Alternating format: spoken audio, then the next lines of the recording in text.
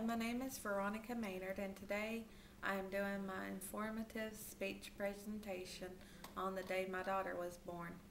It was on a Friday afternoon at 3:32 p.m.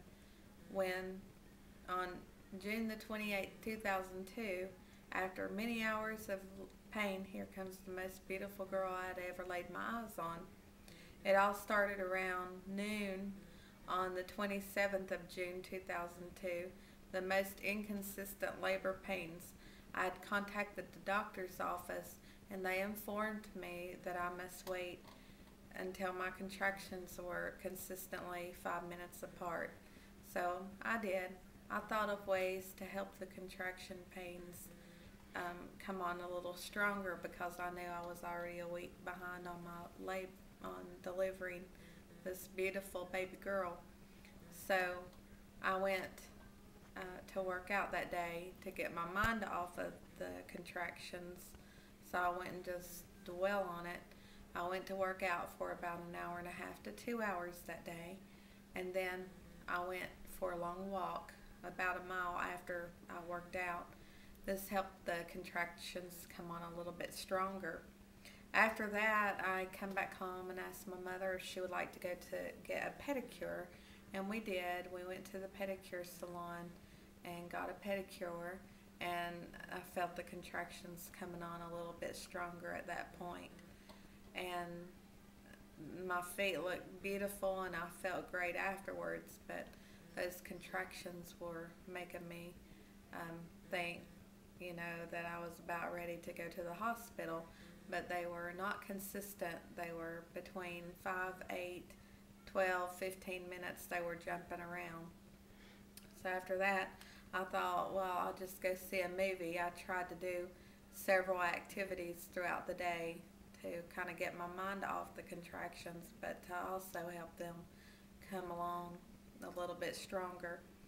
I went to see Scooby-Doo that afternoon, and I thought, well, the movie Scooby-Doo, I watched it as I was growing up as a child, and it was an interest to me, so I went to see that movie, and at the movies I ate popcorn and soda, and the contractions came along a little bit harder and stronger while I was in the movies, but yet they were still inconsistent. They were not 5 minutes apart consistently at this point. After that, it was about 9 p.m. on that Thursday night that my friend Angela called and said, "Hey, would you like to go get a donut? The hot sign is on at Krispy Kreme, and that's one of the special things that we enjoy doing together."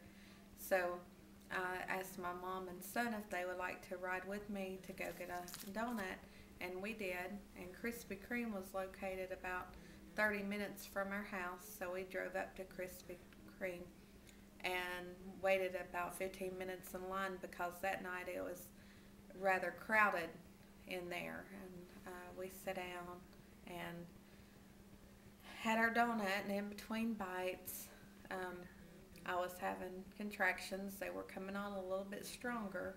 And at this point, I told my mom and son we better go because my contractions were consistently about 8 minutes apart and sometimes 6 minutes apart. So I said we better go.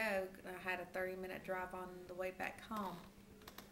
On the way back home, I called my sister, who is a registered nurse and also my birthing coach, and I said, it's getting close and we need to get to the hospital, so I'm on my way back home and I'll meet you at the house.